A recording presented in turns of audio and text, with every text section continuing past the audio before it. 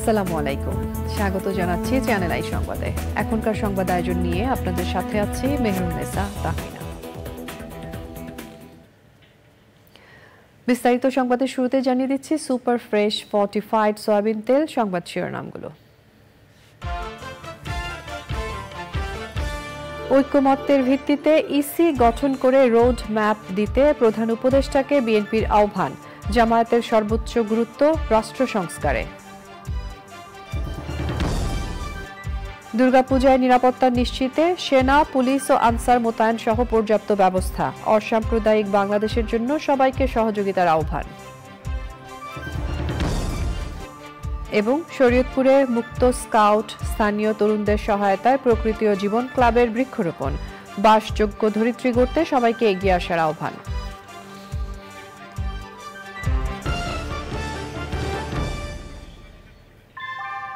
আমরা তৈরি করি বিশ্বমানের জার্মান প্রযুক্তির ভূমিকম্প সহনশীল থার্মেক্স রড, যা আপনার স্থাপনাকে নিরাপদ রাখে প্রজন্ম থেকে প্রজন্ম। সালাম স্টিল, মোস্ট ডিউরেবল স্টিল। সংবাদ শিরোনামগুলো জানাচ্ছিলাম। এখনকার এই সংবাদ আয়োজন একই সঙ্গে চ্যানেল আই এর ইউটিউব চ্যানেলে এবং চ্যানেল আই এর ওটিটি প্ল্যাটফর্ম আই স্ক্রিনে লাইভ স্ট্রিম হচ্ছে। এবার যাচ্ছে বিস্তারিত প্রসঙ্গে। রাজনৈতিক দলগুলোর ঐক্যমত্যের ভিত্তিতে নির্বাচন কমিশন গঠন করে নির্বাচনের রোড ম্যাপ ঘোষণা করতে অন্তর্বর্তী সরকারকে আহ্বান জানিয়েছে বিএনপি। প্রধান উপদেষ্টার সঙ্গে সংলাপের পর বিএনপি মহাসচিব জানিয়েছেন, প্রধান উপদেষ্টাও প্রথম অগ্রাধিকার নির্বাচন। সংলাপ শেষে বাংলাদেশ জামায়াতে ইসলামী জানিয়েছে, রাষ্ট্র সংস্কারেই তারা সর্বাধিক গুরুত্ব দিচ্ছেন। 9 অক্টোবর সংস্কার ও নির্বাচন নিয়ে প্রস্তাব জানাবেন তারা। রাহুল রায় রিপোর্ট। 12 ও 31 আগস্ট রাজনৈতিক দলগুলোর সাথে 2 দফা সংলাপে বসেন অন্তর্বর্তী সরকারের প্রধান উপদেষ্টা ডক্টর মোহাম্মদ ইউনূস। এবার 3য় দফার সংলাপ, যার শুরু বিএনপির সাথে আলোচনার মধ্য দিয়ে।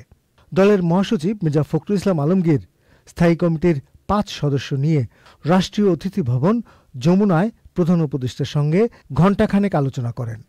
পরে তিনি জানান, নির্বাচন কমিশন ও বিচার বিভাগ সহ বেশ কিছু স্থানে সংস্কার নিয়ে আলোচনা হয়েছে, তবে বেশি গুরুত্ব পেয়েছে নির্বাচনী রোডম্যাপ।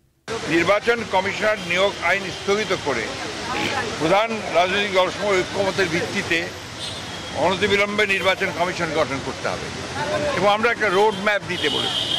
নির্বাচন কমিশন কবে নির্বাচন হবে সেই আমরা একটা রোড ম্যাপ দিতে বলেছি।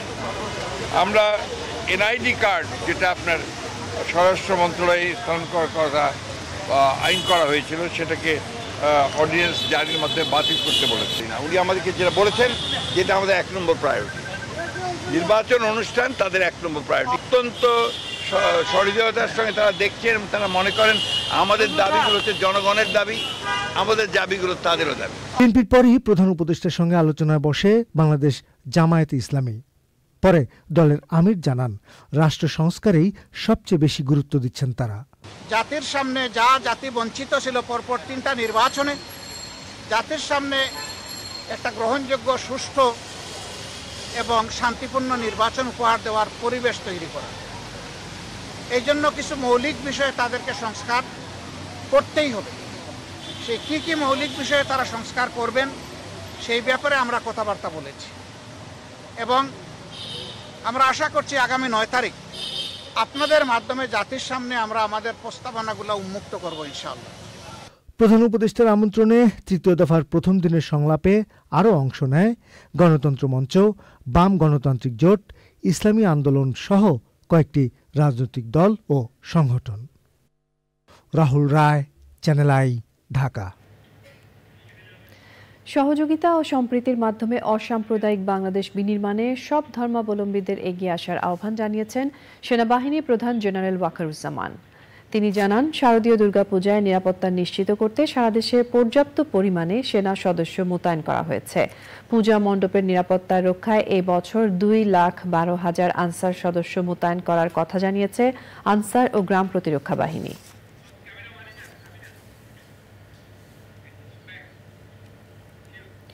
সবুজে সাজাই বাংলাদেশ স্লোগানে শরীয়তপুরে বৃক্ষরোপণ করেছে প্রকৃতি ও জীবন ক্লাব। জেলা ও উপজেলা প্রশাসনের সহযোগিতায় কর্মসূচিতে অংশ নেয় মুক্ত স্কাউট ও স্থানীয় তরুণ সমাজ। বাসযোগ্য ধরিত্রী গড়তে বৃক্ষরোপণ কার্যক্রমকে বেগবান করার আহ্বান জানান সংশ্লিষ্টরা। এস.এম. মুজিবুর রহমানের রিপোর্ট। মানবসৃষ্ট নানা কারণ ও প্রাকৃতিক দুর্যোগে পরিবেশ ও প্রকৃতির ক্ষয়ক্ষতি কমানোর পাশাপাশি সবুজ বেষ্টনী গড়ে তুলতে সারা দেশের মতো শরীয়তপুরেও বৃক্ষরোপণ করছে প্রকৃতি ও জীবন ক্লাব। সবুজে সাজাই বাংলাদেশ এই প্রতিপাদ্যে শরীয়তপুরে বৃক্ষরোপণ কর্মসূচি পালন করেছে প্রকৃতি জীবন ক্লাব। গাছের কিন্তু একটা বিরাট ভূমিকা আছে কার্বনকে কমিয়ে আনার। 2030 সালে 45% যদি আমরা কার্বনকে কমিয়ে না আনতে পারি তাহলে কিন্তু একটা বিশাল বিপর্যয় হয়ে যাবে এবং সারা পৃথিবীতে কিন্তু ঝড় জলোচ্ছ্বাস বলি নানা ধরনের দুর্যোগ বেড়ে যাবে, উষ্ণতা বেড়ে যাবে। সুতরাং আমাদের যদি কার্বন নিঃসরণকে আয়ত্তে আনতে হয় তাহলে কিন্তু আমরা যত বেশি পারি গাছ লাগাতে হবে এবং সারা বাংলাদেশে যত বেশি গাছ লাগাবো ততই কিন্তু আমরা উপকৃত হব। তাহলে আসুন আমরা সবাই মিলে এই বাংলাদেশটাকে সবুজে ছেয়ে ফেলি এবং হাতে হাত মিলিয়ে এই বৃক্ষরোপণ কর্মসূচিকে এগিয়ে নিয়ে যাই। পরিবেশের ভারসাম্য রক্ষার পাশাপাশি প্রাণ প্রকৃতির বিস্তারে কর্মসূচিতে অংশ নেয় তরুণ প্রজন্মের প্রতিনিধিরা। বৃক্ষরোপণের মাধ্যমে একমাত্র সম্ভব যে আমাদের বৈশ্বিক উষ্ণায়নটা হচ্ছে, এর ফলে যে তৈরি মরুকরণ এবং অনাবৃষ্টি এটা নিরসন করা। তাই আমাদের এই কার্যক্রমের মাধ্যমে আমরা জানাতে চাই সবাই আপনারা বৃক্ষরোপণ করুন। বৃক্ষ নিধন আমরা যদি সকলে মিলে বন্ধ করি তবেই আমরা বাংলাদেশকে সবুজ শ্যামল বাংলাদেশে পরিণত করতে পারবো। আমরা সবাই মিলে গাছ লাগাইতেছি পরিবেশ বাঁচার লিগা। এভাবে সবাই গাছ লাগায় তাহলে পরিবেশ আরো ভালো হবে। সবুজ সাজাই বাংলাদেশ আন্দোলনে আমরা সবাই অংশগ্রহণ করেছি। পরিবেশ রক্ষার্থে সকলের প্রতি আহ্বান জানাচ্ছি তারা যাতে এই আন্দোলনে আমাদের সাথে অংশগ্রহণ করে। আমরা ছোট বড় সকলে মিলেমিশে যদি গাছ লাগাই এবং গাছ রক্ষা করি তাহলে পরিবেশ সুন্দর হবে। সবুজায়নে সাধুবাদ জানিয়ে রোপিত গাছের পরিচর্যায় সবাইকে এগিয়ে আসার আহ্বান জানান বিশিষ্টজনেরা। প্রকৃতি ও জীবন ফাউন্ডেশনের সবুজে সাজাই বাংলাদেশ একটি প্রশংসনীয় উদ্যোগ।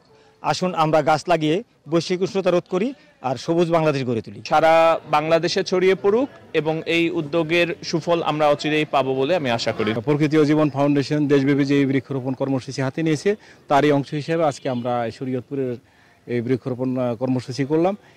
এইভাবে যদি আমরা সামনে এগিয়ে যাই সবুজ বাংলাদেশ গড়ে তোলা সম্ভব হবে। আমাদের ছায়া সুনিবিড় সুজলা শ্যামলা বাংলাদেশ গড়ে তোলা যায় সেটা আমরা এই প্রচেষ্টা অব্যাহত রাখবো। আমাদের যে বৈশ্বিক উষ্ণতা, আমাদের যে আবহাওয়ার যে বিরূপ পরিস্থিতি সেটা থেকে আমরা পরিত্রাণ পাবো। যদিও আমাদের 6টা ঋতু গ্রীষ্ম, বর্ষা, শরৎ, হেমন্ত, শীত, বসন্ত, কিন্তু এখন প্রকৃতি দেখাচ্ছে মাত্র 3টা রূপ এখন আছে। একটা হলো গ্রীষ্ম গরম, আরেকটা হলো শীত, আরেকটা হলো বর্ষা। সুতরাং বৃক্ষরোপণটা অপরিহার্য। সবার অংশগ্রহণে বিপর্যস্ত পরিবেশ প্রকৃতি আবারও সবুজ শ্যামল হয়ে উঠবে, প্রত্যাশা সবার। SM. Mujibur Rahman, channel I, Shariatpur. সংবাদের এ পর্যায়ে আমরা নিয়ে নিচ্ছি একটা বিরতি এবং বিরতির পর আরো যা থাকছে। লেবাননে আকাশ ও স্থলপথে ইসরায়েলের হামলা অব্যাহত। ড্রোন হামলায় স্ত্রী, কন্যা সহ হিজবুল্লাহ কমান্ডার নিহত।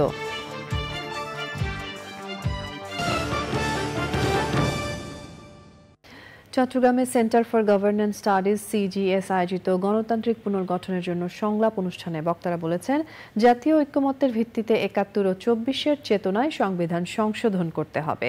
স্বৈরাচার আওয়ামী লীগ সরকারের ব্যাপক দুর্নীতি, লুটপাট, টাকা পাচার, দমন নিপীড়ন সহ দ্বিতীয় স্বাধীনতা পরবর্তী সমৃদ্ধ রাষ্ট্র গঠনে গুরুত্বপূর্ণ বিষয়গুলো তুলে ধরেন বক্তারা। মোহাম্মদ ইকবাল হোসেনের ভিডিও চিত্রে জাকি আক্তার রিপোর্ট। চট্টগ্রামে সিজিএস আয়োজিত গণতান্ত্রিক পুনর্গঠনের জন্য সংলাপ শীর্ষক কর্মসূচিতে গণতান্ত্রিক প্রতিষ্ঠান, বিচার ব্যবস্থা ও নির্বাচন কমিশনকে শক্তিশালী করা, জাতীয় ঐক্যের ভিত্তিতে সংবিধান সংশোধন বিষয়ে মতামত তুলে ধরেন বক্তারা। উঠে আসে স্বৈরাচারী আওয়ামী লীগ সরকারের জ্বালানি, বিদ্যুৎ, ব্যাংক সহ নানা খাতের দুর্নীতি ও লুটপাটের বিষয়গুলো। ৭১-এর চেতনাও থাকবে, সেক্ষেত্রে বর্তমানে 2024-এর চেতনাও থাকবে। একটি সুনির্দিষ্ট কোন রাষ্ট্রের এজেন্ডা বাস্তবায়নের জন্য আমাদের শিক্ষা কমিশনে তাদেরকে শিক্ষার মধ্যে সন্নিবেশিত করা হয়েছে। উন্মুক্ত খাদ্য নিরাপত্তাহীনতা করতে পারে। তার জন্য খুবই দুঃখজনক ব্যাপার যে বাংলাদেশে শিক্ষার যে বাজেট সেটা আরো বাড়ার কথা ছিল, সেটা না বেড়ে আরো দিনের পর দিন কমতে আছে। দুদককে সংস্কার, স্বাধীন পুলিশ কমিশন গঠন, ভোটের মাধ্যমে রাষ্ট্রপতি নির্বাচন সহ বিভিন্ন বিষয় উল্লেখ করে আগামীতে দেশ পরিচালনায় কি কি সংস্কার করা দরকার তা তুলে ধরেন রাজনীতিবিদ ও শিক্ষাবিদরা। যে প্রথম আমাদের যে জিনিসটা দরকার, ভেদাভেদ, হিংসা এবং জাতীয় ঐক্য, এই ব্যাপারে আমাদের সবচেয়ে বেশি নজর দেওয়া দরকার। জাতিকে পুনর্গঠন করার জন্য জাতিকে যে দ্বিধা বিভক্ত করে রাখা হয়েছে 53টা বছর, এইখান থেকে জাতিকে উদ্ধার করা দরকার। আর তার নিজস্ব কোনো বিবেক বলতে নাই, সে বিবেক দেশে কথা বলতে পারবে, যে বিবেকে তাকে বাধ্য হয়ে দলের দাস হিসেবে ভোট দিতে হয়, এটাকে সংশোধন করা দরকার। শেখ হাসিনার সরকারের এই 15.5 বছরে দেশ থেকে প্রায় 17 লক্ষ কোটি টাকা পাচার হয়ে গেছে, $150 বিলিয়ন। অতএব এই কথাগুলো আমাদের খেয়াল রাখতে হবে। যারা এই 2/3 মেজরিটি পান, তাদের মধ্যে সংবিধান পরিবর্তনের নিজেদের সাথে এক ধরনের প্রবণতা দেখা যায়। সে 73 সাল থেকে শুরু করে গত সংসদ পর্যন্ত একই ব্যবস্থায় আমরা লক্ষ্য করছি। সিজিএস এর নির্বাহী পরিচালক বলেন, ফলাফল তাৎক্ষণিকভাবে দৃশ্যমান না হলেও গণতান্ত্রিক রাষ্ট্র প্রতিষ্ঠায় প্রচেষ্টা অব্যাহত রাখতে হবে। সংবিধান সংশোধন করবেন কিনা বা সংবিধান পুনর্লিখন করবেন কিনা, এটা নিয়ে আলোচনা হতে পারে। সবচেয়ে বড় কথা, আমাদের মধ্যে একটা জাতীয় ঐকমত্য তৈরি করতে হবে। সংলাপে শিক্ষক, শিক্ষার্থী, আইনজীবী, রাজনীতিবিদ, ব্যবসায়ী, নাগরিক সমাজ, গণমাধ্যম কর্মী, ক্ষুদ্র উদ্যোক্তা, নারী সংগঠক, স্বেচ্ছাসেবী সহ বিভিন্ন শ্রেণী পেশার মানুষ মুক্ত আলোচনায় অংশ নিয়ে সংস্কার বিষয়ে তাদের গুরুত্বপূর্ণ মতামত তুলে ধরেন। Zakia Akter, channel I. এবারে আমিন জুয়েলার্স আন্তর্জাতিক সংবাদ।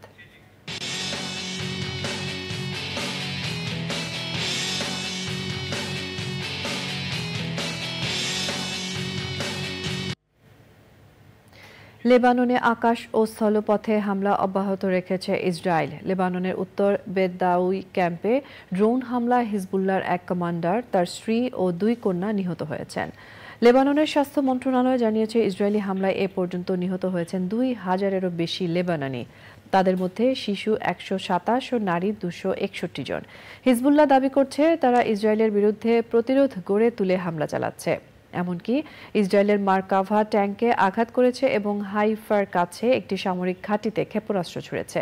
ইসরায়েলের হামলা থেকে বাঁচতে 15 লাখেরও বেশি মানুষ সিরিয়া সহ প্রতিবেশী দেশে আশ্রয় নিয়েছেন। পশ্চিম তীরে শরণার্থী শিবিরে ইসরায়েলি যুদ্ধবিমানের হামলায় 18 জন নিহত হয়েছেন। এই নিয়ে গাজায় মৃতের সংখ্যা 41,825 জনে দাঁড়িয়েছে।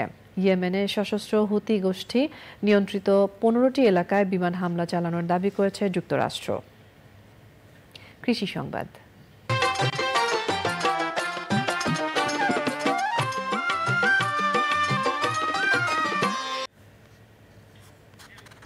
লক্ষ্মীপুরের 5টি উপজেলায় দীর্ঘস্থায়ী বন্যায় মৎস্য ও কৃষি সম্পদের ব্যাপক ক্ষতি হয়েছে। জেলা ত্রাণ ও পুনর্বাসন অফিসের তথ্যে প্রায় 1476 কোটি টাকার ক্ষয়ক্ষতি হয়েছে। এর মধ্যে জেলায় 42,285 জন খামারির মাছ বন্যার পানিতে ভেসে গেছে। ক্ষতির পরিমাণ প্রায় 247 কোটি টাকা।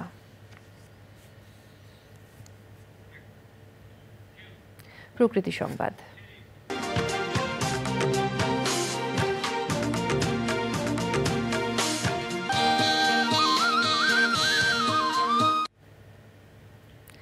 পানি কমার সাথে সাথে তীব্র নদী ভাঙনে দিশেহারা লালমনিরহাটের তিস্তা তীরবর্তী বাসিন্দারা।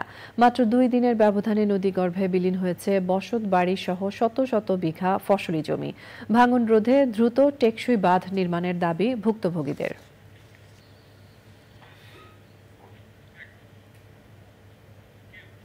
এক্সিম ব্যাংক বাণিজ্য সংবাদ।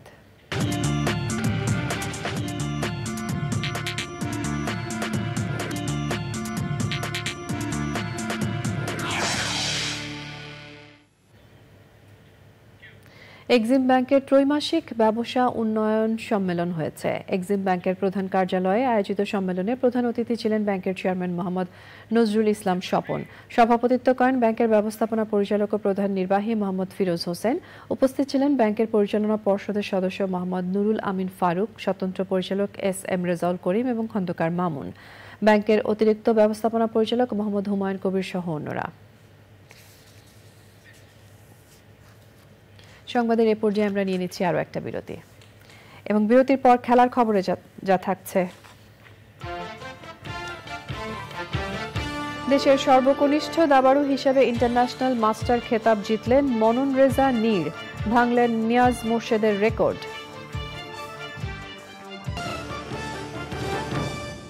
দাবায় বাংলাদেশের বিস্ময় বালক মনন রেজা নীর দেশের ৫ম ইন্টারন্যাশনাল মাস্টার খেতাব জিতেছেন। দেশের সর্বকনিষ্ঠ ইন্টারন্যাশনাল মাস্টারের খেতাব জয়ী ১৪ বছর ৩ মাস বয়সী নীর দেশের প্রথম গ্র্যান্ড মাস্টার নিয়াজ মোর্শেদের রেকর্ড ভেঙেছেন।